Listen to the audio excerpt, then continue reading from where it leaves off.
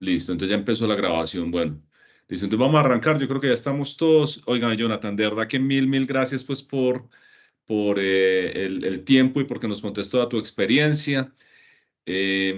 Yo quiero introducir muy rápidamente a Jonathan, pero no quiero como hacer muchos comentarios para no dañar todo lo que él nos va a contar. Jonathan es el director de innovación de Buscar, digamos que em, Buscar es una empresa, un tamaño ya grande dentro de lo que es en el país y tiene un negocio muy interesante, un negocio de productos físicos literalmente, que son buses, carrocerías de buses, pero yo no voy a contar más. Yo quiero que Jonathan nos cuente un poquito y arranquemos por ese tema, Jonathan, de pronto, contanos un poquito de vos y ahí ya empezamos a conversar. Bueno, esas discusiones, digamos, como a nombre propio, a veces son un poquito incómodas y pegan como con el tema de la humildad. Yo siempre cuando hacen ese tema, siento, hay una forma de presentarse, digamos, como consultor, con números grandes y un montón de cosas que pues no me gusta hacerlo mucho ese estilo, pero hay algunos números grandes detrás. Digamos que como para resumir, un enamorado del tema de la innovación, siempre desde que salí del pregrado he estado, digamos, como rondando en esos temas, participando, digamos, como desde la estructuración inclusive de planes de desarrollo a nivel territorial, muy curioso esos ejercicios desde lo público y desde la academia, desde la investigación, inclusive cuando decidí, digamos, como cerrar mi vida un poco en el tema académico, alcanzamos a hacer publicación en una revista de ranking top de Taylor and Francis de la Universidad de Oxford que se llama Innovation and Development, donde publicamos el caso de innovación de Risaralda y porque tiene unas peculiaridades bastante interesantes a nivel territorial, sobre todo porque Risaralda pues es un departamento obviamente medio, pues no tiene la potencialidad y las, digamos, el poderío económico, por ejemplo, de Antioquia o de Bogotá como tal, pero sí marcó unos hitos muy importantes en los temas de innovación, digamos, por allá en los años 90 cuando empezó a hablarse del tema en el país. Y hoy, pues, tenemos, de hecho, un ecosistema, pues, digamos, bastante evolucionado para el tamaño del país. Entonces, y ahí, de cuando termina todo ese tema académico, pues, mi vida da un brinco, digamos que me canso un poco de a veces la lentitud del aparato público y del Estado, y me empiezo a ir un poco más por el sector privado. Trabajé en un centro de innovación de metalmecánica acá de la región, luego trabajé en una incubadora de empresas y hoy pues ya estoy acá netamente en el mundo privado y Buscar de Colombia, que es una empresa grande de la región, que digamos dándoles un insight, digamos, a día de hoy, eso me enorgullece mucho, lo estuvimos revisando en estos días. Risaralda fue el departamento que más creció porcentualmente en exportaciones en el país. Nosotros crecimos un 34% más con respecto a las exportaciones del año pasado. Y de ese número, un cálculo muy somero, seguramente habrá que revisarlo mucho más, pero ese 34% que creció el departamento, aproximadamente uno podría decir que más del 20% es por el aumento de exportaciones de Buscar, que es parte de toda la discusión que probablemente vamos a tener hoy. O sea, acá seguramente vamos a profundizar más del rol y de lo que hacemos acá en el tema de innovación, pero pues ahí cierra un poco como ese introducción. Súper, Jonathan, muy interesante. Contanos un poquito de Buscar. Contanos qué hace la compañía, un poquito de la historia de la compañía en sus inicios y lo que es hoy en día la compañía. Bueno, Buscar tiene un tema icónico, digamos, como muchas empresas colombianas. El presidente de la compañía, el señor Roberto Galvez, tiene una historia como muchos empresarios y que pues, la palabra empresario hay que, digamos, que conocerla en toda la extensión de la palabra, pues que se hicieron a pulso, ¿cierto? Entonces, la historia del presidente de la compañía, pues parte, digamos, hace más o menos unos 20 años en un taller pequeño reparando buses en una zona, digamos, lejana de la ciudad. Y desde ahí, pues la empresa empieza a tener todo un crecimiento, digamos, acelerado. Hay un hito muy importante que surge cuando Transmilenio, digamos que empieza a concebirse todo lo que es Transmilenio en Bogotá y los sistemas de transporte masivo. Y en ese momento, en Colombia, nosotros normalmente vemos que, pues, como que las cosas grandes como que no las podemos hacer. Es algo como muy colombiano, que de hecho, ahí sí les digo, de hecho, flores a los paisas son los que no se creen ese cuento para nada. Ellos sí, aquí sí lo hacemos. En el resto del país, digamos que tenemos como un complejo de inferioridad. Cuando empezó todo el tema de Transmilenio, unos buses muy grandes, un tema que era muy complejo, entonces inclusive a nivel de todo ese desarrollo de modelo de negocio, se pensó que los buses había que traerlos de otra parte, y los buses hay que hacerlos afuera, aquí no se puede, aquí no tenemos la capacidad. Pero entonces empezó a mostrar que era posible, digamos, en una alianza con empresas brasileras de gran tamaño, que pudieran traer parte de la tecnología y hacer una parte de contenido nacional en Colombia. A partir de, digamos, de ese concepto, llegaron dos grandes empresas a Colombia, una se llama Marco Polo, que compró el 100% de una empresa en Cota, Cundinamarca, que se llama Superpolo, y otra empresa que estaba acá en Pereira, que se llama Carrocerías de Occidente, que tuvo una alianza, digamos, como 50-50 con una empresa grande en Brasil que se llamaba Buscar Omnibus de Brasil.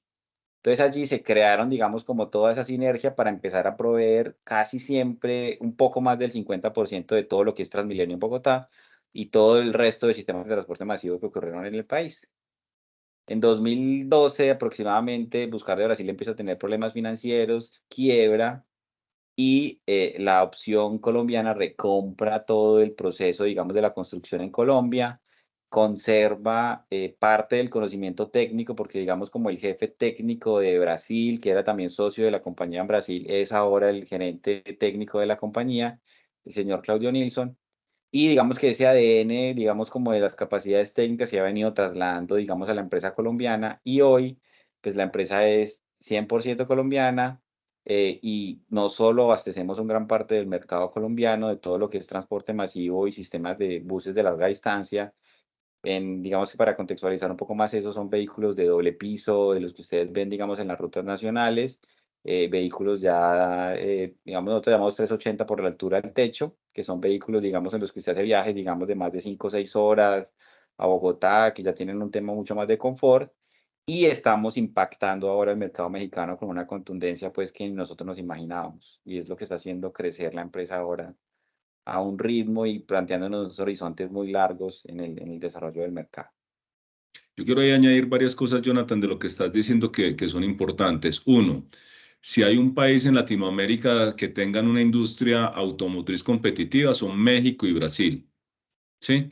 Y llegar uno al mercado mexicano y ser competitivo es un tema de marca mayor. Entonces, es un tema que hay que valorar mucho alrededor de buscar. Y el otro punto que quiero que de pronto no nos has contado en la historia es, la compañía tuvo una situación económica muy difícil en algún momento, ¿cierto? Entrando en la ley de reestructuración económica. Sí, Y señor. quiero que nos contes un poquito eso porque uno a veces piensa que el tema de innovación es como la cereza en el helado que hacen las compañías cuando están muy bien. Y yo quisiera entender si buscar que todavía está en esa ley de reestructuración económica, ¿por qué le apuesta a la innovación? Mira, esa pregunta es muy, muy interesante y yo la hilo con un concepto que pues, se maneja mucho en esos campos, que es, digamos, lo voy a decir, digamos, en español, la ciencia como desde el empuje científico y la ciencia desde el jalón del mercado. Perdón, la innovación desde el jalón del mercado, ¿sí?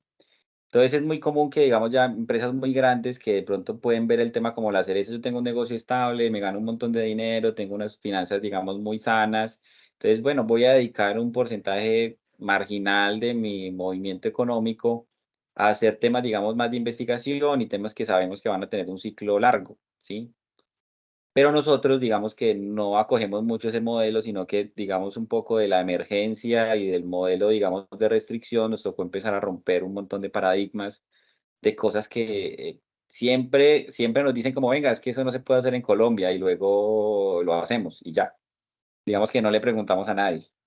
Entonces, digamos que hitos que ha rompido la compañía en todo ese ejercicio de romper esa cadena y empezar a romper los retos del ciclo de reestructuración, nosotros nos volvimos inclusive líderes mundiales en la construcción de vehículos, digamos, de bajas emisiones. Eso está en el contexto de los vehículos a gas Euro 6.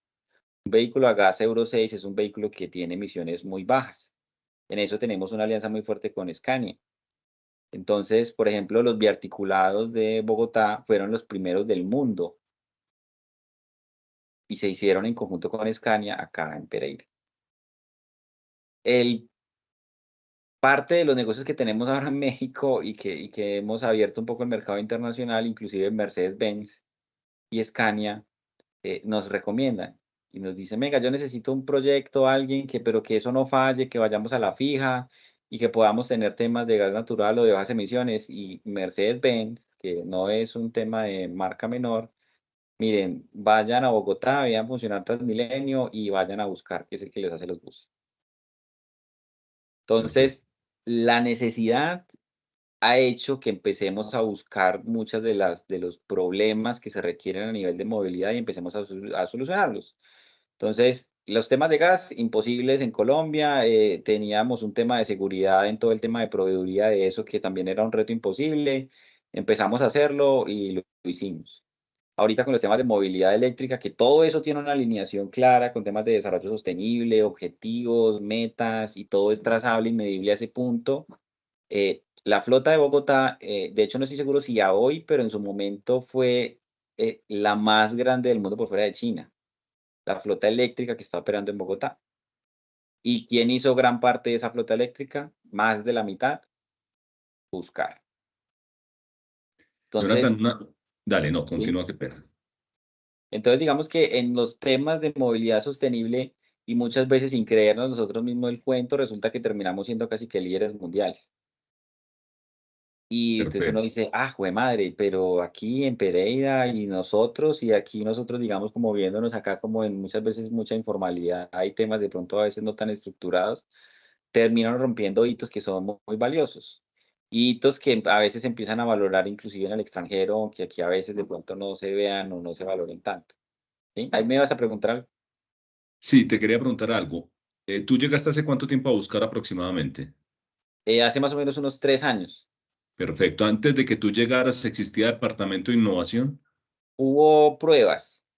O sea, intentaron con una persona, hubo un proceso, de pronto no se enfocó de la mejor manera, se enfocó de pronto como a cosas vistosas o algo así, no hubo pues como mucho ítem.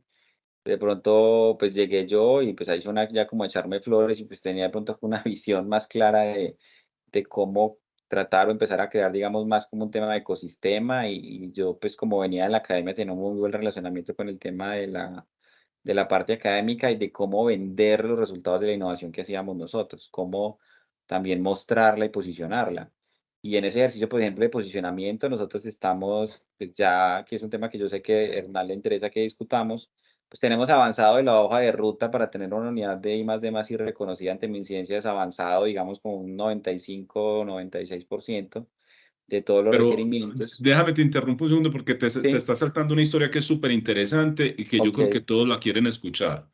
Venga, la historia vale, es, yo llego a una compañía nuevo, como llegaste tú, para efectos prácticos, entonces no había departamento de innovación. no, ¿Cómo hace para crear un departamento de innovación en una empresa? Y ahí con todos los detalles de qué encontraste, qué hiciste, qué dificultades tuviste, porque es que esa historia es fundamental, porque es que es muy distinto cuando es una empresa grande, como tú decías ahora, que tiene dinero en excedentes y dice, vamos a apostar la innovación a una empresa que está apretada en su desempeño económico porque está saliendo de una crisis y decir, venga, yo le apuesto a la innovación. Entonces, quiero que mira, profundices mucho esa historia que es muy interesante. vale. Y eso, de hecho, me voy a ir por un lado para empezar, porque creo que es una historia que se conecta. Nosotros acá en la región creamos una cosa que se llama red de confianza, digamos que son un grupo de empresas que tienen locos en cargos de innovación. Y de hecho ese debate nos ocurre mucho a todos, lo que tú estás diciendo, venga, y entonces a usted lo nombran en un rol, digamos, como director de innovación, coordinador de innovación, o a uno les meten sostenibilidad de innovación o innovación y ventas. Bueno, eso le meten muchas mezclas, ¿cierto? Pero el tipo loco de la innovación. Resulta que todos tenemos un problema que normalmente los encasillan en las cosas raras. Entonces, como no, nosotros hacemos lo importante y ustedes van y hacen las cosas raras. Entonces, ustedes quédense por allá como en un rincón haciendo cosas distintas. Yo creo que un tema clave de lo que pudo suceder en la compañía es que desde el primer momento del discurso es, venga, la innovación no es un tema que esté en la nube o en la nebulosa o que sea solo de PhDs. No, la innovación, y voy a dar un resumen que me acabé de inventar, una definición inventada mía, pero digamos que es muy aterrizada al concepto mío, es generar valor con cosas nuevas en un nuevo contexto. Y eso siempre va amarrado al contexto. Si yo, pues, estoy haciendo cohetes para ir a la luna, pues eso es nuevo de pronto en un contexto más internacional y más mundial. Pero, por ejemplo, si yo hago acá en la empresa, un proceso de, por ejemplo, hacer un prototipado de un vehículo eléctrico, que para la misma empresa en algunos componentes técnicos no fue tan difícil, pero resulta que eso en el contexto colombiano es innovador y es ganador, y dio para presentar un proyecto de beneficios tributarios y conseguir más o menos unos 700 millones de pesos de ahorro en impuestos. Y no solo eso, sino el posicionamiento que genera el tema, que es un proyecto de beneficios tributarios y que tiene, digamos, como un aval del gobierno nacional. Entonces, cuando yo llegué y les dije: "Venga, es que primero, si yo voy a ser el loco que se sienta en un rincón solo a trabajar innovación, venga, yo mejor aquí no es. Yo me tengo que estar conectando con todo el mundo, con ingeniería, con la parte comercial, con la parte técnica, con la parte de producción, porque todos tienen que empezar a poner desde su mismo temor a que la innovación es una cosa rara que está en la frontera del conocimiento y en las revistas indexadas, que algunas veces es una visión que nos dan mucho los investigadores de muy del núcleo de académica o de pronto a veces de las ciencias básicas, ¿cierto? A todos podemos acoger elementos innovadores y crear cosas innovadoras que impacten al mercado. Y ahí es donde entra la novedad, digamos, del sector privado. Yo tengo que hacer que lo que estoy haciendo a nivel de innovación impacte o en productividad de la empresa, o impacte en agregar valor en el modelo de negocio, o impacte en generar rasgos innovadores en el producto.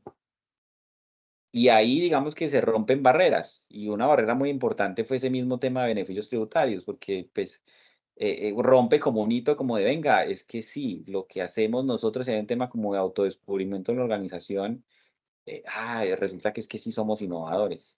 Nosotros había mucho discurso interno como de, no, vamos a ver innovación, entonces vámonos a la empresa enseguida a mirar que ellos son los innovadores, nosotros somos otros.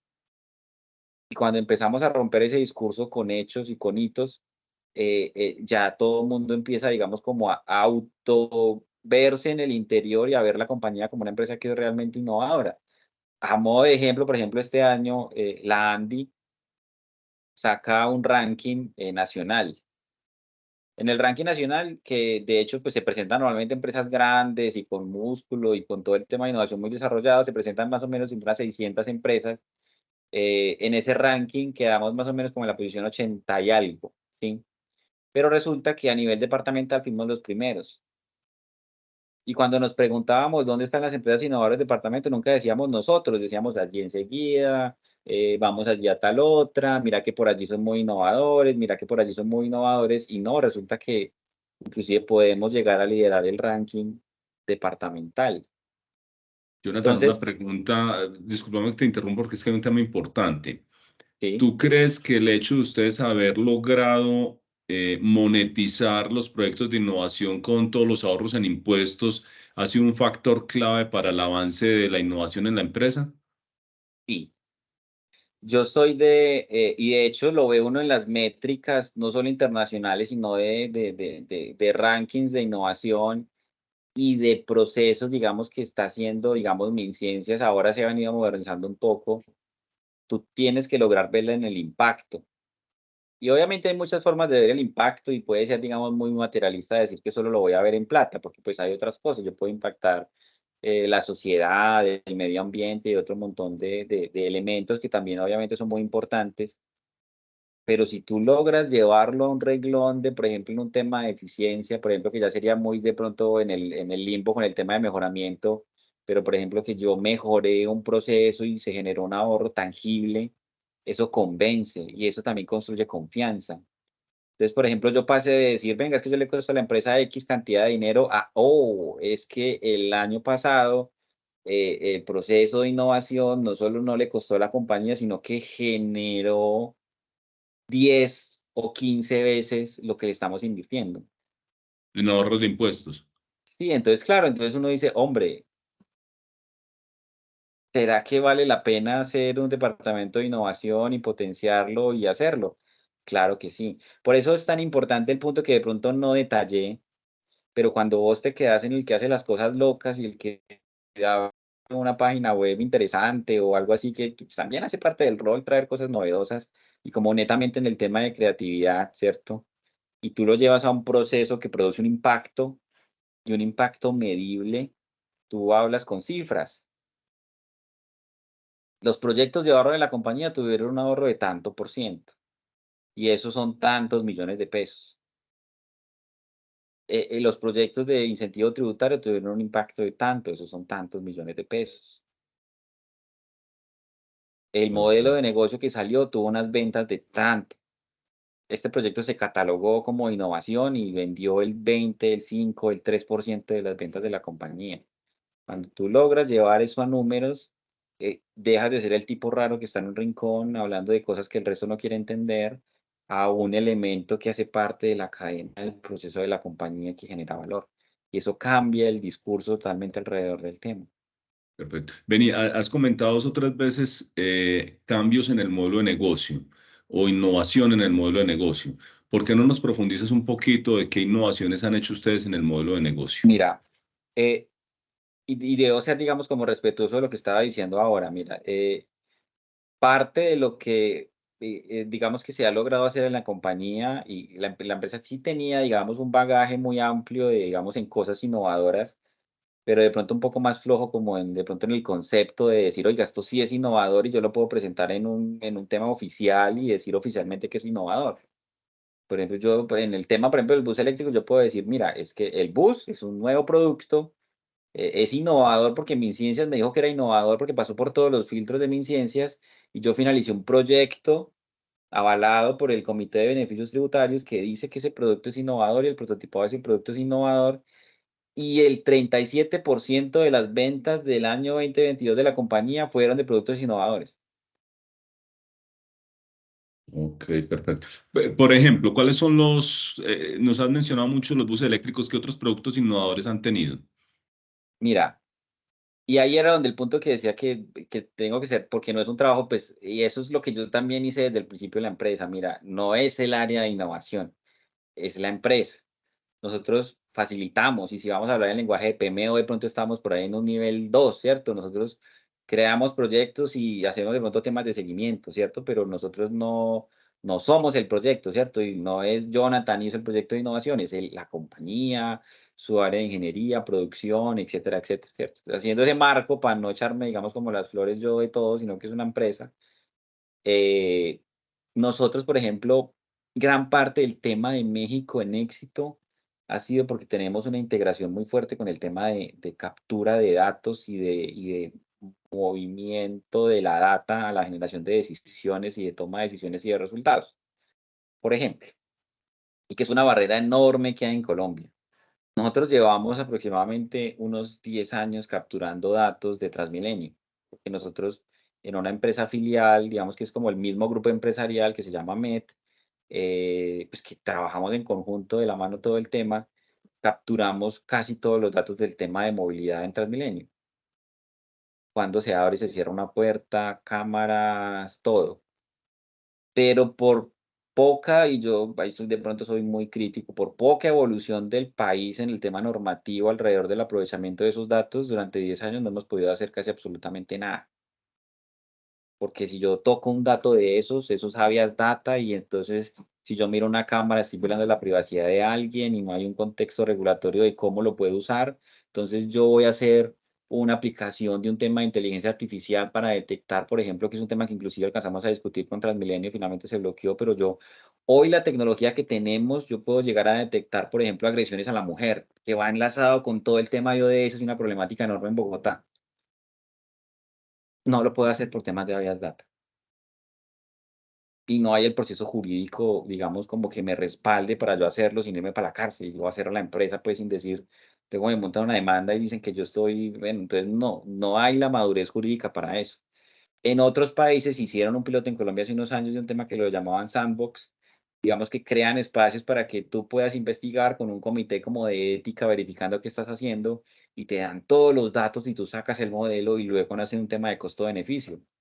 Mira, es que vos analizando esos datos y teniendo ese proceso de inteligencia artificial donde estás detectando que a las mujeres no las agredan, tienes este impacto. Entonces, dicen costo-beneficio. Yo, pues, la privacidad de alguien ahí, pero yo garantizo que no voy a violar la privacidad de nadie, no voy a divulgar eso, pero puedo empezar a tener todo un tema de mejoramiento de indicadores. Va, y mira, el respaldo jurídico es este y la ley es esta, y tú tienes, eso sí que cumplir unos protocolos muy estrictos de borrar la información y de todo el tema, pero va. Aquí, como no está el contexto jurídico claro, no va. Entonces, desde hace unos 3 o 4 años, empezamos, por ejemplo, a vender en México y Transmilenio empezó a tener una relación un poco más abierta con el tema, y hemos empezado a hacer algunos temas de análisis, y eso se disparó, digamos, ya a nivel de modelo de negocio. Entonces, en México no solo estamos siendo atractivos a nivel de producto, sino a nivel de toda la integración y, digamos, de una venta como llave en mano, por eso voy a modelo de negocio. Nosotros estamos en una transición de pasar de vender el bus, mira, tu bus vale tanto, a ser líderes en el tema de montaje de temas de transporte masivo.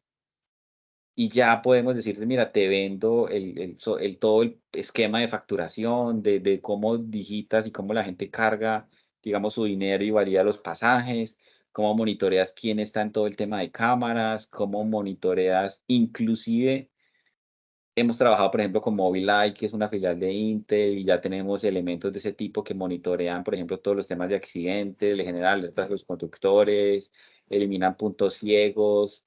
Entonces, todo ese desarrollo, digamos, tecnológico lo hemos venido involucrando en el proceso de venta de buses y estamos en una migración, no voy a decir que ya hoy es 100%, pero gran parte de los elementos diferenciadores que tenemos en México pasan por eso. O sea que están pasando de vender el bus a vender un sistema de gestión del bus alrededor del bus. Y el bus, o sea, de un sistema de Sí, gestión de transporte. Y si tú perfecto. lo ves, eso inclusive ha venido a cambiar misión y visión. La misión de nosotros, hace unos años decía, solo, creo que solo decía, vendemos carrocerías confiables que protegen vías. Producto. ¿Y hoy qué dice? Vendemos soluciones de movilidad sostenibles. Perfecto, súper. Bueno, una pregunta. ¿Cómo está configurada el área de innovación de Buscar? ¿Tú tienes un equipo a cargo o estás solo? ¿Cómo funciona? ¿Cómo es eso? Mira, yo en este momento tengo 4 personas a cargo.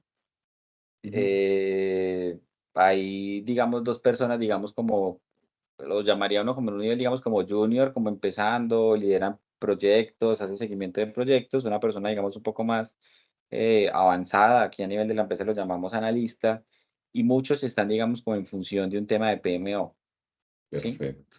No es, digamos, una función, porque siempre la innovación, no, es que este man tiene que ser pues el de todas las ideas. No. Y ahí vamos a otra discusión del tema de que yo sé que por ahí está y de pronto me lo voy a saltar los pasos a Hernán, pero del eterno dilema entre la creatividad y el proceso, ¿cierto? Entonces, por ejemplo, acá en la empresa, no, ideas no faltan nunca. Todos los viernes hay un comité y del comité salen 20 ideas nuevas.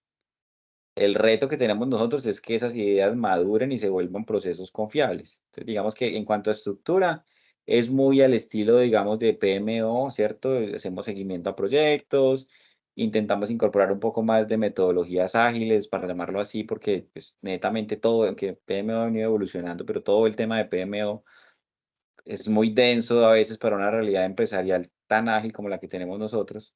Entonces, pues, mucho seguimiento a tareas, que los proyectos vayan avanzando, que tengan un cronograma, que vayamos cumpliendo hitos y que podamos medir el impacto, muy centrados en la medición del impacto. Perfecto. Em, o sea que el rol de ustedes es de facilitadores y gestionan esos proyectos, le hacen seguimiento a los proyectos. Suelen Sí, como los ojos para asegurar que esos proyectos no se queden dormidos.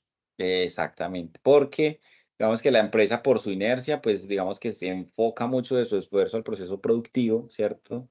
Entonces, claro, tiene que estar uno ahí como la chicharrita a veces fastidiosa diciendo, ojo, pero esto también es importante, pero esto también es importante. Y algo fundamental en ese ejercicio, nosotros partimos, digamos, como de un tema, como si tuvieras un diagrama de torta, y nosotros tenemos que tener un porcentaje de los proyectos, digamos que es como una política, pues, no siempre se cumple el 100%, pero es una política, ¿cierto? Que muchos proyectos tienen que ser de un componente muy práctico y muy de, digamos, no de tan largo plazo, no de tan, lo que les decía ahora, push shines, no, o sea, ese porcentaje tiene que ser pequeño, el 5%, el 7%, proyectos de largo plazo, porque si no te frustras. No, vamos a, no sé, hacer el bus que va a ir a Marte, una cosa así bien sacada. No, pues nos vamos a demorar 30 años y en 30 años, a los 2 años, no, a los 2 años no, a los 6 meses me está mirando feo porque no estoy produciendo resultados. Entonces Perfecto. ahí tiene que haber un pool de proyectos, digamos, de corto plazo, que también tienen, digamos, una línea cercana con el mejoramiento, otros proyectos, digamos, también que ya tienen de pronto componentes más innovadores, pero que tengan resultados muy, muy en el corto plazo y ya ahí se va abriendo el abanico a algunos proyectos ya muy contados que tienen un alcance más largo. Perfecto. Beni, yo quiero que profundices un poquito en ese tema de, porque es una discusión eterna. Al momento de innovar, ¿qué es más importante? ¿La creatividad o el método para gestionar, para entender dónde están las oportunidades de innovación y el método para hacerle como todo ese desarrollo de la nueva propuesta? Mira, y yo pienso que voy a decir dos palabras que no sé si sean curiosas en el entorno que estamos hablando, pero de hecho viene de una conversación con unos españoles. Cuando yo trabajaba en la Universidad Tecnológica de Pereira, pues uno veía mucho, digamos, como el interés inclusive de los profesores y todo. No, hay que hacer un foro y un seminario, pues traigamos un profesor de la Universidad de la Conchinchina para que nos dé una charla de algo que nosotros no sepamos. Entonces llegaba el profesor y pues, le mostraban toda la universidad y todas las cosas y las cosas nuevas.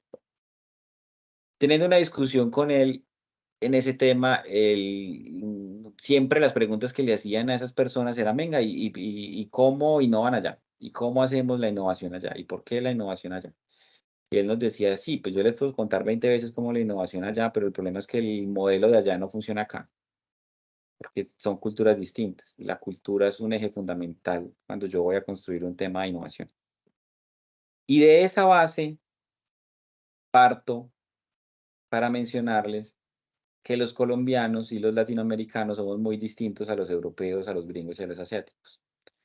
No porque seamos inferiores, sino porque nosotros tenemos un 90% de creatividad y un 10% de disciplina. Y los europeos, los asiáticos y los americanos son distintos, y inclusive a veces al revés. Tienen todo procedimentado, todo estructurado, todo ordenado y a veces les falta creatividad para afrontar o ver los problemas de modo distinto. Si tú vas a ver, y yo veo mucho, les voy a recomendar un canal porque se ha trillado y todo, pero yo veo mucho Visual Politic, Visual Economic, Ujú. toda Son esa gama de, espectaculares. de esos canales. Y en estos días recientes salió uno de Japón. Entonces tú hablas, por ejemplo, de Japón en las empresas colombianas y dicen, claro, yo quiero ser Japón, modelo Toyota, ta, ta, ta, ta, ta, y no estoy diciendo que es malo, no. Pero ya muchos entes internacionales comienzan a criticar el modelo japonés porque en su exagerada disciplina se pierde de ver las oportunidades. Pero nosotros somos todo lo contrario. Aquí el colombiano, por ejemplo, ustedes conocen la historia, el señor que clonó la Coca-Cola, o sea, se nos ocurre de todo el tiempo, pero nos ahogamos en las mismas ideas. El modelo tiene que tener una validación, digamos que hay que hacer unas pruebas de mercado, digamos que tiene un método y un juicio que hay que llevar. Algunos se lo saltan más que otros y son más aventados, otros no, pero en esos métodos es donde nos perdemos. Y yo que trabajé, por ejemplo, en una incubadora muchos años, eh, uno los veía, entonces hay un perfil, digamos, como innovador y el man dispara, tiene 5 ideas en un momento y a todas les mete plata y eso suena bonito desde la teoría del portafolio, pero sacar un emprendimiento requiere tanta energía que si tú te dedicas a 3 o 4 te vas a joder. Ujú. Entonces aquí uno lo ve en el departamento de innovación todo el tiempo y si sale el video público y todo seguramente me van a mirar feo, pero don Roberto todo el tiempo tiene ideas que son buenas, pero si nos vamos a dispararle a todas las ideas. Y de hecho, él mismo tiene la frase de: "No podemos disparar con escopeta de regadera". Tenemos que focalizarnos en algunas y desarrollar el proceso y madurarlo para que dé éxito. En Colombia siempre nos falta eso y por eso tenemos elefantes blancos en todo lado. Empezamos la superobra de infraestructura y la dejamos en los 2 primeros pilares del puente y el puente quedó sin hacer. Perfecto. Por ahí veo una mano Wilson, levantada. No sí, sé si Wilson tiene me una mano levantada. Gracias. Buenas tardes, Jonathan. Una pregunta con lo que nos cuentas, entonces, ¿se podría decir que en Buscar ya hay una aceptación corporativa de este proceso de innovación? ¿Sientes tú que ya hay como arraigada una cultura de Sí, innovación? sí, sí. Me encanta esa gráfica del desarrollo, digamos, del cambio del aprendizaje o de la evolución de las tecnologías que tiene el tema del Valle de la Muerte. Y eso es excelente para explicar el caso que nos decía ahorita Hernán en la pregunta de cómo crear un departamento de innovación desde cero. Porque tú arrancas, pues es un dibujo que pues es una, digamos, como una campana de Gauss o pues la curva normal, y por acá como en el 30% tiene un hueco, que pues en muchos conceptos se llama pues el Valle de la Muerte. Entonces tú empiezas y llegas como con una novedad, no, este es el tipo bacano que sabe, habla de temas chéveres y está en el mundo de la innovación, pero por acá el modelo se te va cansando y la gente te deja de copiar si tú te quedas en eso. Y ahí hay un proceso muy duro de tener resultados y que digamos que gracias no sé, a Dios, a todo el contexto de la empresa, pues pudimos tener unos resultados muy interesantes rápido, como victorias tempranas, eso hace parte muy importante del modelo, que te logra hacer pasar ese valle de la muerte y que ya tú tengas más del 50% o de las personas o de la compañía o el apoyo directivo, como se quiera interpretar, para poder ir generando, digamos, un cambio cultural y una adopción del modelo. Eso es fundamental. Entonces, vital para esa aceptación, el tema de victorias tempranas, de ser muy estratégico en las primeras fichas que se mueven. Y obviamente es muy difícil usted siendo nuevo, eh, porque el modelo con el tema digamos, como netamente de la novedad y de las cosas chéveres, el modelo se agota. Y vos y nosotros tenemos como, inclusive como un indicador en el grupo que te decía de colegas, que llamamos casi que grupo de apoyo, porque muchos tenemos esos mismos problemas. Eh, ¿Dónde empiezas a producir resultados y dónde empiezas a cambiar el discurso de podría ser esto a es esto y es este resultado? Y ahí Jonathan, se nota el cambio totalmente. Sí, hermano. venía una pregunta sobre eso que quería profundizar. Las comparaciones son odiosas, pero yo creo que para el contexto de la conversación que tenemos es muy importante. Tú comentabas al principio que es un error cuando uno se enfoca en los temas de innovación en cosas muy vistosas, porque eso muy vistosas, pero como que no hacen fit, digamos, con el negocio. Cuéntanos un poquito lo que viviste al principio cuando llegaste, que contaste que encontraste unas cosas de ese tipo como para entender que, o sea, cuando uno toma el camino de montar esa área de innovación, por qué ruta debo coger? Porque a veces esa ruta de lo vistoso en el corto plazo es interesante, pero en el largo no es sostenible. Mira, y de pronto, por ejemplo, un error que yo encontré fundamental en el proceso era que, por ejemplo, lo enfocaron, por ejemplo, a la compra de máquinas, ¿sí? Y la tecnología de las máquinas son maravillosas. Más faltaba decir que no. Pero se fue por ese lado de lo vistoso y no de lo necesario y lo productivo. Entonces se invirtió una cantidad de recursos muy importante en un montón de equipos, digamos que utilizábamos un 10% del tiempo, la capacidad instalada era muy grande, o sea, el valor de la inversión era muy grande comparado con la productividad. Se dejó, digamos, como sesgar un poco el proceso a ese tema de vistosidad y no hubo un impacto muy importante. El cambio muy fuerte es en eso, en yo poder medir. O sea, si tú tienes, digamos, como la torta de un banco de proyectos, ¿sí? Y el 100% de los recursos se lo come ese proyecto que yo te decía del 5% que va a tener un resultado a 5 años y estás muerto. Entonces, ¿qué Eh, metodología utilizan ustedes para priorizar los proyectos? Porque decías, hay muchas ideas, hay mucha creatividad. La pregunta es, ¿ustedes cómo definen, dígame, este año le vamos a apostar a B, C, D? Mira, nosotros desarrollamos unas líneas como primer filtro, digamos, para tener un enfoque. Como hay tantas cosas, entonces nosotros vamos a apuntarle a temas de movilidad sostenible, ¿cierto? Que ahí involucran eléctricos, hidrógeno, todo lo que tenga que ver con eso. Temas que tienen que ver con todos los que les conté, digamos, de transformación, digamos, como digital del tema de movilidad, ¿sí? Entonces ahí tenemos, digamos, otro foco fuerte y hay un abanico de cosas. Y otro que está mezclado, pues, con varias cosas que tienen que ver ya, digamos, como temas de mejoramiento, ¿sí?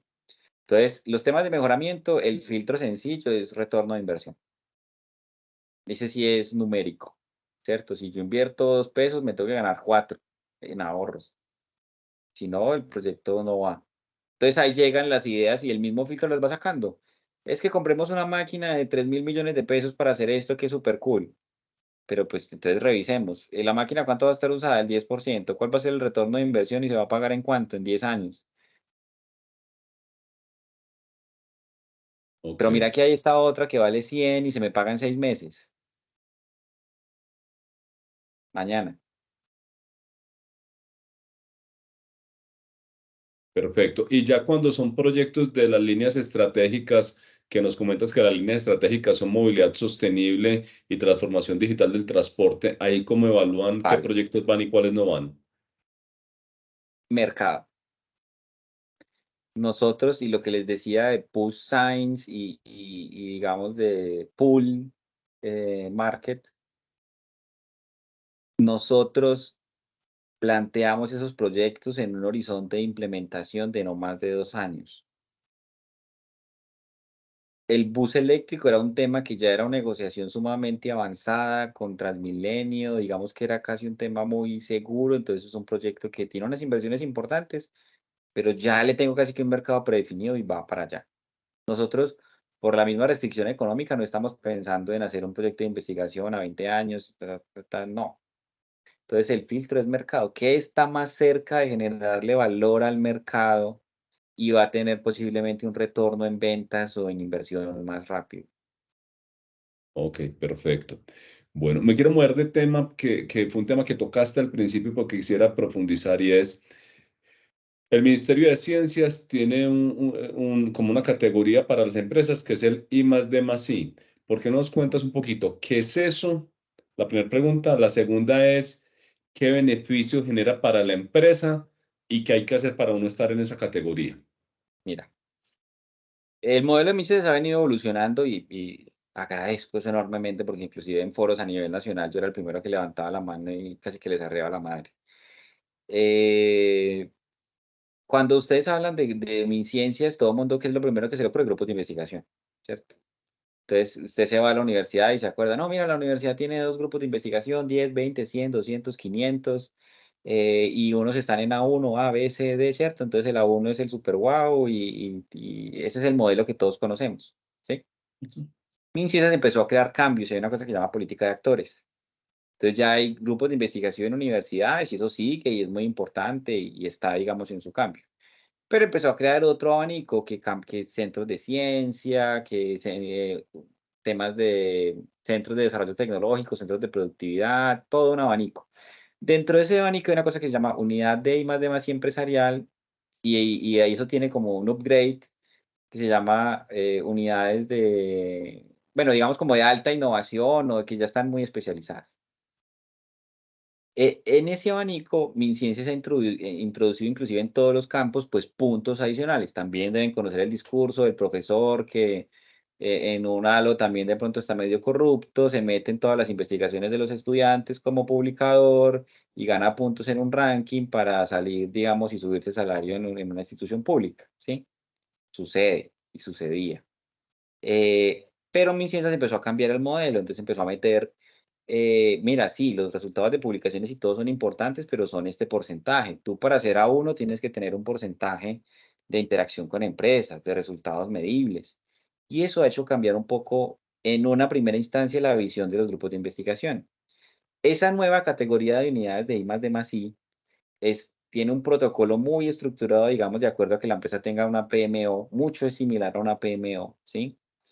Pero te va pidiendo que tú empieces a tener algunos resultados incipientes pues, en los temas académicos, ¿cierto? Entonces tienes que irte involucrando, participar en unas publicaciones y todo, pero no es, y lo voy a poner en números crudos, no son exactos obviamente, pero por ejemplo un grupo de investigación tiene que tener un 80% de publicaciones y un 20% de impacto empresarial y de cosas así para tener un buen ranking. Ujú. La unidad de I+D+I no, ella puede tener un 80% de cosas en impacto empresarial, en temas de cifras del mejoramiento, ventas de I+D+I, otro montón de cosas a nivel empresarial y un 20 de temas académicos, que es mucho más compatible con la realidad empresarial. Tú le hablas a un gerente, mira, yo hice una publicación en una revista ONU internacional Si no es alguien extremadamente del mundo, digamos, de la academia que sepa el valor que tiene de ese paper a nivel internacional, él va a decir, ¿y eso qué hago con él? ¿Lo marco y lo pego en un retrato en una esquina o qué?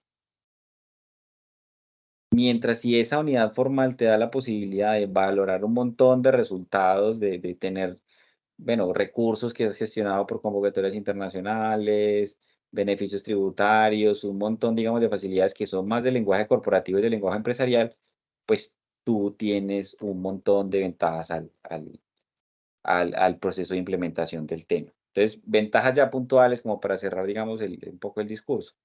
Uno, te da estructura en el marco, digamos, de una PMO alineada con algún tema de porcentajes, digamos, de productos académicos, que para mí es mucho más compatible con el lenguaje empresarial. Te facilita enormemente todo el tema de, por ejemplo, beneficios tributarios. Ahí es donde entra de pronto un poco más para empresas grandes. Si ustedes conocen, pues, la estructura de convocatorias de beneficios tributarios era del 25, pasó ahora al 30% del proyecto que tú inviertes y tú demuestras que es de I+D+I y te aprueban en la convocatoria. Pero cuando tú lo vas a hacer con universidades, lo más común es que, pues por un lado, Mediciencias quiera que sea con una universidad grande, reconocida, con todos los profesores A1 y todos los pergaminos. Pero si tú lo vas a hacer con la universidad en ese modelo A1, hay unas restricciones ya en el ensamble del proyecto económicas. Si tú lo vas a hacer, por ejemplo, con una institución pública, es coejecutor, es un chicharrón y el berraco porque es una institución pública, es coejecutor, entonces tú entras por todo el tema de IAS y controles presupuestales de una institución pública, entonces te jodes. Pero si tú no lo haces como ejecutor, sino como asesor, luego el profesor para entrar a tu proyecto y trabajar, tienes que cumplir un montón de protocolos, de descargas académicas y un poco de estructura rígida con las universidades, que normalmente termina mal. Porque la universidad te tiene que dar el aval, porque tú ante Mediciencias no eres nadie. El aval te lo da una universidad que tiene todos los pergaminos, los grupos de investigación y todo el proceso. Cuando tú logras reconocer la unidad de I+D+I, tú te puedes dar el aval. Ese es el gran cambio entonces, de que yo ya Exactamente. puedo demostrar sin depender de una universidad que yo tengo innovación. Exactamente, y soy un actor reconocido formalmente en la política de MinCiencias. Entonces, cuando sale una convocatoria de MinCiencias, el que te pide actores reconocidos en la convocatoria tal, yo soy un actor reconocido. Y Pues hoy ustedes no, pues, cuando... o sea, hoy no. El plan es hacerlo este año porque ya estamos muy avanzados, ¿sí? Ya. Pero el plan es, ya con eso yo puedo empezar a participar de todas esas convocatorias. El interés de nosotros textuales, beneficios tributarios. Nosotros, y ya, de hecho, el modelo tiene otra ganancia porque yo puedo ya traerme la universidad como consultora y el modelo es mucho más fácil de manejar con públicas y privadas, entonces ya la universidad entra como un privado al proyecto, no como una institución pública que está coadministrando el presupuesto. Perfecto. Y Entonces ustedes tienes también un entonces pueden avalar a otras empresas para que hagan proyectos conjuntos con ustedes. si el proyecto es conjunto, el aval lo doy yo y el proyecto es conjunto, ¿sí? Así el otro no esté avalado. Así el otro no esté avalado, porque normalmente te pide el aval de uno. Esa pregunta yo se la hice hace medio año a MinCiencias, lo que tú me acabas de decir. Ujú. La respuesta de MinCiencias fue, lo estábamos estudiando. Porque de hecho, pues yo converso mucho con él, pues con gente de allá, y de hecho, pues vienen y nos visitan de Planeación Nacional, de Colombia Productiva, de MinCiencias, y conversamos, y nosotros somos, digamos, no sé si eso suena bonito, pues un poquito ácidos, como en las cosas que hay que mejorar, ¿sí? Entonces, ese era un punto clave. Hoy la política no lo deja. En teoría lo están trabajando y debería salir algún upgrade pronto, porque eso dinamiza, ¿sí? Digamos que si la convocatoria te pide un acto reconocido, pues yo hago la alianza y yo me reconozco y ya está. Pero qué interesante que uno pueda, por ejemplo, en temas de desarrollo de proveedores, nosotros tenemos un volumen enorme de proveedores, digamos, por formalizar y porque evolucionen. Y si nosotros, claro, podemos darle avales a ellos, jugar en ese rol, pues es un tema que sería muy ganador. Ok, súper claro.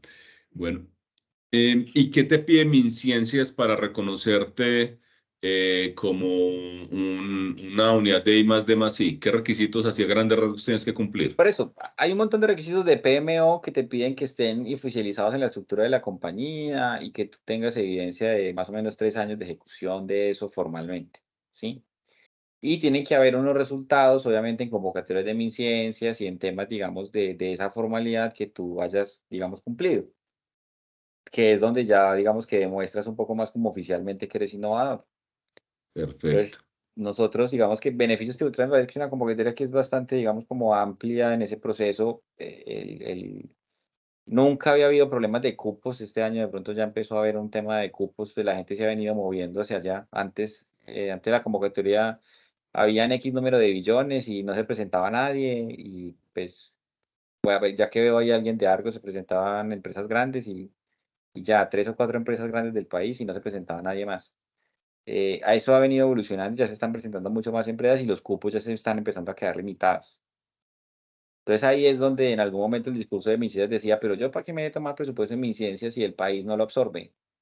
Ahora el país ya está jalando y Ok, le toca a los entes del gobierno empezar a poner más chequera para que las empresas apunten a eso. perfecto. Bueno, me quedan dos preguntas para cerrar con las preguntas de las demás personas y es, tú me comentabas que ustedes compaginan innovación y sostenibilidad en toda esta estrategia. Cuéntanos un poquito acerca de eso. Mira, los ODS son un descubrimiento, de pronto está, inclusive va a sonar de pronto mal visto para nosotros de hace más o menos, yo creo que 1 año y medio, Ujú. pero nos cambiaron la perspectiva de lo que hace y vive la compañía. Cuando tú coges los ODS y los desglosas en las metas, que cualquiera lo puede hacer en la página, nosotros empezamos a hacer un análisis de todas las metas y de todas las cosas. Por ejemplo, hay unos muy fuertes en el tema de, pues no lo dicen ninis, pero pues es lo que nosotros conocemos como ninis, los jóvenes que ni estudian ni trabajan, ¿sí? Entonces ellos tienen unas metas allá que buscan promover el trabajo juvenil, el primer empleo, todo eso. Nosotros somos los reyes contratando jóvenes. Ujú. Hacemos unas contrataciones enormes de personas jóvenes y eso sí no es tan positivo en la compañía, a muchas veces se van rápido, pronto no tanto porque, pues, digamos que de pronto haya un muy mal ambiente laboral o algo así, no, sino que, pues, y también tenemos un fenómeno de la juventud que, pues, es muy difícil tener unos temas de estabilidad laboral, ¿cierto? Entonces ellos empiezan, aprenden, tienen un primer empleo, pero a nivel social es enorme. Un joven que tiene un primer empleo y aprende a trabajar es muy probablemente un joven que no va a delinquir, que tiene un recomponente social muy fuerte. Y nosotros en ese indicador tenemos como 500 al año, una cosa impresionante. Entonces tú ves, eso está en una meta del ODS y yo tengo 500 jóvenes y eso es sostenible. Nunca se nos había pasado por la cabeza que eso tenía que ver con sostenibilidad. Éramos, digamos, desconocedores y retrógrados en el tema. Nosotros, por ejemplo, recientemente tuvimos una certificación en un tema que se llama OEA, que tiene que ver con todo un tema de control de pues, lavado de activos, drogas, o sea, que no haya ningún vínculo con nada de eso criminal, que eso facilita pues los procesos exportadores. Y eso está dentro de eso. Hay un objetivo que tiene que ver con promover la no proliferación de armas y de estructuras criminales y todo eso. Y nosotros tenemos una certificación en ese punto. Eh, los temas de ambiente. Nosotros podemos calcular las emisiones de CO2 que dejan de emitir las flotas que producimos. Enorme. Ujú. Nunca se nos había pasado por la cabeza. O sea que una parte de los objetivos de innovación, ustedes buscan eh, que hagan como cruce con los objetivos de desarrollo sostenible. Al principio no. Ahora Empezamos sí. a reconstruir. O sea, empezamos a reconstruir, oiga, de todo lo que tenemos, ¿qué coincide? Y los objetivos de desarrollo sostenible son muy amplios y si ustedes hacen el ejercicio, los invito a que si lo hacen en sus trabajos, se van a encontrar con que hay una alineación muy fuerte. Entonces, ¿qué empezamos a hacer? A construir unos informes de sostenibilidad basados en lo que hacíamos, que apuntaba a los ODS. Entonces ahí entra lo que tú dices, empezamos a transformar. Oiga, entonces, ¿cómo lo empezamos a hacer al revés? Pues en ese objetivo, mira que tenemos esta medición. Por ejemplo, lo vimos con el tema de árboles. Nosotros tenemos unas zonas protegidas por unas quebradas que están en el entorno de la empresa y unas obligaciones en el tema. Y pues esas zonas tienen árboles y nosotros estamos obligados a protegerlos. Y esos árboles capturan CO2. Y entonces, ¿será que yo puedo enlazar todo eso? Y mira, es que yo por los árboles que estoy cuidando estoy absorbiendo tanto CO2, claro. Nunca se nos había pasado por la cabeza. Ok, perfecto, súper. Y una última pregunta de mi parte y es, ¿cómo están viendo el tema?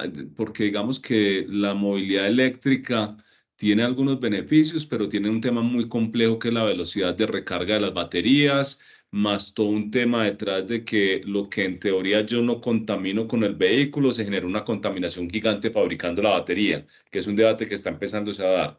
Entonces está cogiendo mucha fuerza el tema del hidrógeno verde. ¿Ustedes están ahí ya metiéndose? Nosotros estamos ahí dentro, digamos, en un terreno un poco más top secret, Ok. que No, si no no me se queda, puede, digamos, como, tranquilo. digamos que yo le hago comentarios sueltos alrededor del tema, ¿cierto? Sí, estamos explorando el tema. De hecho, hace poco hubo una noticia muy mediática que el competidor de nosotros puso a operar, no mentiras, ese bus nunca operó, puso y estaba haciendo un prototipo de un vehículo de hidrógeno, ¿sí? Y ellos tienen la celda y todo, y el vehículo, pues, tuvo fotos, eh, no mucha evidencia del vehículo moviéndose. Eh, y pues digamos que se ganaron, digamos, como el hito de que pues hicieron el carro hidrógeno y está ahí pues como todo el tema alrededor. Nosotros lo estamos trabajando con aliados internacionales de mucho renombre, eh, asociados, por ejemplo, a temas como Lockheed Martin, asociados a empresas, digamos, que están en el mundo de Toyota. Pues estamos apuntándole a unos retos mucho más, digamos, como concretos a necesidades que sabemos que van a estar en el mercado. Entonces digamos, como parte del ADN que les contaba o sea, vamos a hacer, la idea de nosotros es hacer un vehículo de hidrógeno, pero un vehículo de hidrógeno que esté en el mercado operando rápido, no un demostrador tecnológico que se quede ahí 20 años.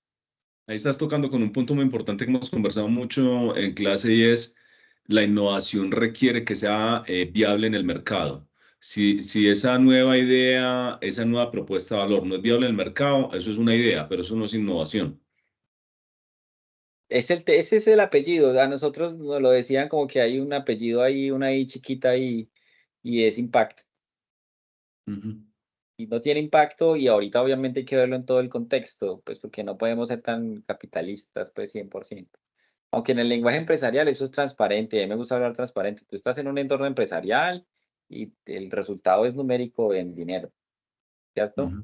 Pero hay un montón de apellidos alrededor y de cosas alrededor que pueden generar impacto, sostenibilidad, impacto social, y que cada vez el mercado, y eso es un cambio de tendencia internacional, pues empieza a valorar más eso. Por ejemplo, en el caso de ODS, empezamos y sacamos el informe y estábamos contentos. Cuando llegamos a una licitación, no les voy a decir dónde, y nos dijeron, venga, ¿y ustedes qué hacen en temas de desarrollo sostenible? Nosotros tenemos que cumplir estas metas y nosotros, como unos príncipes, nadie tenía nada de eso. Entonces, vean nuestro informe, nosotros hacemos esto, hacemos lo otro, ya, check. Excelente, súper. Bueno, ¿qué más preguntas tienen ustedes para hacerle a Jonathan? Wilson. Jonathan, muchas gracias. Muy, muy interesante, pues, y que puedas compartir con nosotros todas estas experiencias. En función de la experiencia, ¿cuáles han sido como los principales retos de implementar y sostener ese proceso de innovación? ¿Y cuáles son como los desafíos o riesgos que tienen en la materia? Mira, nadie que esté trabajando en una unidad de I+D+, real, creo que te puede decir algo distinto al tema de producir resultados. Ese es el reto número uno y es el reto en el que el lenguaje empresarial te exige eso. Y más que, por ejemplo, en el caso mío, yo viví la transición de lo público. Entonces, claro, yo salí del tema, digamos, como público y académico con publicaciones en A1 internacionales, en revistas del top y de la curva H digamos, más exigente. Entonces ya, digamos que tú como que, yo llegué, digamos, como a un vacío existencial ahí, bueno, pues, y la publicación, ¿qué pasó con ella? Pues no, pues está ahí y cumple un indicador, pero pues, y ha sido citada, sí, pero pues, entonces yo me vengo al mundo empresarial a buscar, digamos, el tema de generar impacto y claro, y te cambia totalmente el foco. Ahí tú, en la universidad tú te quedas sentado investigando 10 años y produciendo 2 o 3 artículos y estás bien y estás cómodo y si cumpliste, digamos, requisitos, si eres un profesor de planta en una universidad pública, pues estás supremamente cómodo. Pero tú entras en la dinámica empresarial y desde la segunda semana te están pidiendo resultados. Entonces, Sí. esa guerra de digamos, de sostener una imagen en temas de resultados es muy fuerte. Por ejemplo, nomás el año pasado, pues no todos son, y a veces, por ejemplo, un día me invitaron a una charla que era, no, cuéntenos todo lo que le ha salido mal. Y es un enfoque muy chévere porque pues del fracaso se aprende. Entonces, claro, todo lo que le ha salido mal, entonces, mire, mal, pudimos haber hecho esto, pudimos haber hecho lo otro. Entonces, claro, en ese proceso también hay muchos aprendizajes y muchas cosas que seguramente no se hicieron de la mejor manera. Perfecto. Y si el reto siempre es resultado y medir el resultado, porque también a veces te quedas en el terreno de la no medición. Entonces, y era lo que les decía al principio, es muy gaseoso, es muy cool, se ve muy bien, pero no lo vendo, no me produce ahorros, no me produce ventas, no me produce valor tangible, no es impactante a luces de la parte técnica de la compañía. Ok, perfecto. Listo, bueno. ¿Y Alexis qué pregunta tiene? Sí, hola, buenas noches. Jonathan, yo quería conocer cómo están organizados ustedes en la organización, cómo es su estructura para dar respuesta a estos desafíos de la innovación. ¿Es una estructura plana, si es muy jerárquica? Mira, nosotros venimos de una cultura muy jerárquica. Pues digamos, no estoy hablando del área de innovación, sino de la empresa, ¿sí? Pues la pregunta era más de empresa o del área de innovación. De la empresa. Vale. La empresa es muy jerárquica. Pues nosotros tenemos, ahora que ya se está hablando de la cifra, digamos que más o menos por ahí unos 1000 operarios produciendo buses, operarios, ¿sí? Entonces eso es un batallón de gente. Y para tú tener algún nivel de control de toda esa gente, la estructura, créanme que es muy militar. O sea, casi que tú ves la estructura calcada. Tiene que haber alguien liderando grupos de 10 o 15, otro que maneja otros 4 o 5 de esos, entonces ya se maneja 200 y así tal cual como la estructura en una estructura militar. Digamos que en el campo pues operativo. Pero ese ADN se transfiere pues a un poco a lo otro. Nosotros del mismo proceso de evolución, inclusive por los retos de exportaciones, pues estamos intentando evolucionar pues a unas cosas, a unas figuras un poco más matriciales, un poco más planas, que rompan en algunos puntos un poco el tema jerárquico, porque pues a veces, por ejemplo, el caso más clave es, por ejemplo, un proceso de innovación abierta que tenemos adentro, ¿cierto? Entonces, el operario antes pues tenía que pasar, muéstrele su idea a su líder, y el líder muestre la idea al supervisor, y el supervisor al coordinador de área, y el coordinador de área nunca llegaba. ¿Sí? Ahora, pues él tiene, digamos, dentro del equipo mío, ellos van, los escuchan, hay un tema muy light para registrar la idea, entonces ya la idea, ya contamos con un pool de personas al interior de la compañía de otras áreas, pero que nos dan tiempo parcial para apoyar y desarrollar esas ideas y llevarlas al desarrollo, ¿sí? Y medir el impacto, impacto. Entonces ya esa idea pequeña del operario puede tener el ciclo de construcción. Tratamos de reducirlo al máximo. Eso para mí fue casi que tortuoso. Yo venía de proyecto de cascada, PMO, todo psicorrígido. Entonces yo le mostraba la primera hoja a un operario y pues el hombre se quedaba mirando para el techo. Entonces tocó hacer un proceso de cercenar todo eso y digerirlo, llevarlo a cosas muy prácticas y muy sencillas que él pueda, él en el acompañamiento obviamente siempre de alguien, digitar 2 o 3 campos claves y empezar a estructurar la idea a partir de allí. Y Ok, enfocado a la medición del impacto. excelente, perfecto. ¿Alguna otra pregunta? Bueno, yo voy a tratar entonces, Jonathan, como de verdad que es súper interesante. Hay varias cosas que nos llaman mucho la atención. Uno, es desde el primer día el convencimiento de que el tema de innovación tiene que ser sostenible para la compañía en términos económicos. Yo creo que ese es un mensaje súper claro. Y ese tiene como, hay una segunda derivada, y la segunda derivada es, óigame, me puedo apoyar en las iniciativas y apoyos que tiene el Estado para ayudar a ese financiamiento, que es otro tema fundamental alrededor de eso. Y probablemente, y con todo lo que nos has contado, ese ha sido gran parte del éxito de lo que han tenido ustedes, y es que desde el primer momento han podido demostrar que la innovación genera beneficio económico. Y el otro mensaje muy importante es, no tengo que ser una gran compañía ni una compañía que tiene excedentes en sus utilidades y que con los excedentes financio la innovación. O sea, acá la innovación sale como un elemento fundamental para que la compañía pueda seguir progresando, que es una mirada muy, muy, muy interesante. La verdad que me pareció encantadora la charla porque es una mirada muy pragmática de lo que se puede hacer con la innovación y de cómo arrancar a capturar todo eso, porque al final sí, en toda la organización hay innovación. Lo que pasa es que hay que darle estructura y hay que lograr que genere valor para la organización. Entonces, súper interesante toda la experiencia que nos has aportado. Entonces, muy, muy agradecidos por tu aporte. Esta charla va a estar pues disponible en las redes de la universidad y también te la vamos a compartir a ti y encantados pues por este apoyo que nos has dado. Mira, te voy a dar un punto de los que mencionaste, me pareció excelente el resumen. Yo creo que el apoyo público, porque yo venía mucho de ese mundo de las convocatorias y de hecho, pues, en números redondos en algún momento lo hacían millones de dólares y era como 8, 6 millones, 8, 9, 10 millones de dólares en convocatorias así externas que va gestionado, pues en un punto dejé de hacer el cálculo, pues como en la carrera profesional. Y yo pienso que es clave en ese superar el valle de la muerte, pero tampoco te puedes quedar en que todo es con recursos de eso. Cuando tú superas el valle de la muerte y convences a la organización, sí o sí la organización tiene que empezar a, dado de que ve que es estratégico, a invertir. Perfecto, súper. Bueno, no, mil gracias pues por tu apoyo, por toda la charla y entonces seguimos pues en contacto. Mil gracias.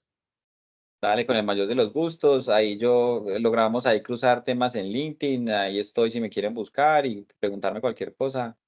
Siempre pues un libro abierto. Yo pienso que, y eso es la filosofía del grupo que les decía, esta gente que se está metiendo en estos roles de innovación son medio locos y tienen un reto bien duro por encima. Entonces, si nos podemos ayudar y darnos un consejo, siempre ahí dispuesto. Excelente. Jonathan, Mil muchas gracias. Un abrazo. Vale. Muchísimas gracias. gracias. Muchas gracias. Feliz noche. Gracias. Excelente. Hasta luego, muchachos. Que tengan Hasta excelente luego.